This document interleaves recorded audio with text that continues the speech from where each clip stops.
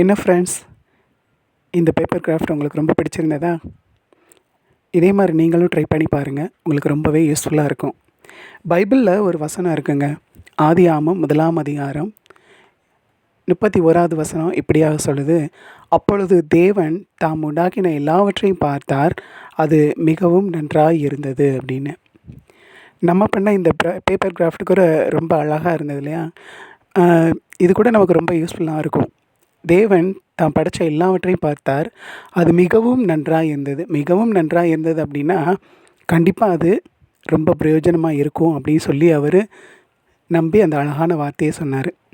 தேவன் நம்மளை படைக்கும்போது கூட அப்படி தான் சொல்லியிருப்பார். அப்படி தான் இல்லையா? நம்மளை படைத்ததுக்கும் ஒரு பிரயோஜனமான ஒரு வாழ்க்கை உண்டு. நம்ம உருவாக்கின இந்த பேப்பர் கிராஃப்ட் கண்டிப்பாக எல்லாருக்கும் யூஸ்ஃபுல்லாக இருக்கும். அப்படி தானே? அது அழகாக ஒரு புக் மார்க்காக யூஸ்ஃபுல்லாக இருக்கும். அதே மாதிரி தேவன் நம்மளையும் ஒரு நோக்கத்தோடு படைத்தார். நம்ம படைத்ததோட நோக்கத்தை நம்ம உணர்ந்து அவருக்கும் நம்ம சுற்றி இருக்கிற எல்லாருக்கும் நம்ம ஒரு பிரயோஜனமுள்ள ஒரு வாழ்க்கை வாழணும். அதைத்தான் தேவன் எதிர்பார்க்கிறார்.